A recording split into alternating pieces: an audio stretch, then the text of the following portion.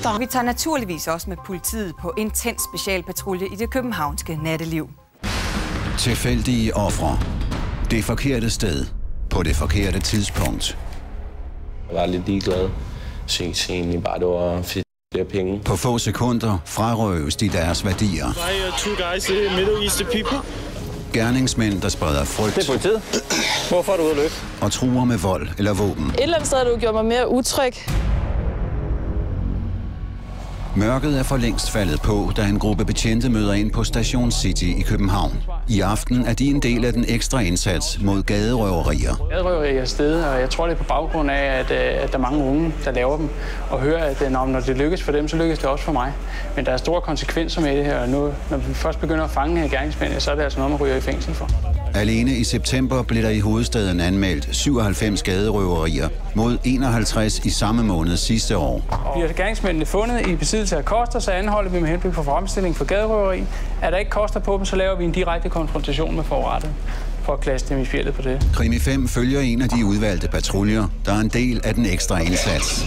Jamen, der har allerede været et gaderøveri på Nørrebro, Folkets Park, så vi sadler op og kører dertil med det samme. Så ikke primært at køre frem til stedet, når vi har hørt andre patruljer komme frem, men lægger os i området og prøver at fange op på folk, som ser ud som om de ikke kunne have deltaget i det. Det er jo 13 nætter, det har været nu til den travle aften. Der har været nogle stykker indtil videre. God jagt. I Københavns Nordvestkvarter møder Krimi 5 et tidligere offer for gaderøveri. Hun får stjålet sin mobiltelefon på vej ind i bussen. Så bliver der sådan ligesom mørkt foran mig. Det er ligesom, hvis der havde været dag, så havde jeg troet, det var solformørkelse. Det var virkelig meget underligt. Der kom et skygge ind foran mig, der blev helt sort, og jeg tænkte, kiggede op, og så kunne jeg bare se et hætteklædt ansigt, men jeg kunne ikke se ansigtet. Det var ligesom at kigge ind i en hætte uden noget.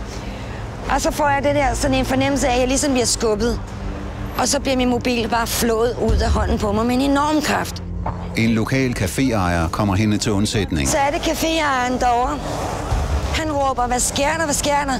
Og så siger han tog min mobil. Så der løber han hen til, så siger han, vi tager taxaen, kom. Der er tyven.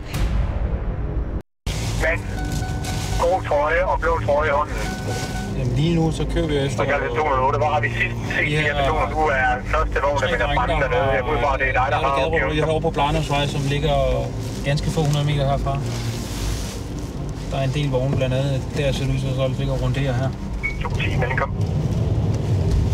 Det gælder bare om at afsøge så stort område så hurtigt som muligt, med så mange vogne som overhovedet muligt. Trods en intens eftersøgning finder flere politipatruljer ikke de 3 gerningsmænd denne gang. Det er svært, ikke? Det er virkelig svært. Hvis du løber hurtigt nok på et minut, ikke? Jo. Du må virkelig komme langt, ikke? Og gaderøverier er svære at opklare. Ofrene er tilfældige, og forbrydelsen går stærkt, fortæller politiets indsatsleder for aktionen. Det er nogle ofre, som er nemme. Det er meget unge drenge eller piger, der kommer gående alene typisk. Gerne med en iPhone, hvor de går og snakker i telefon.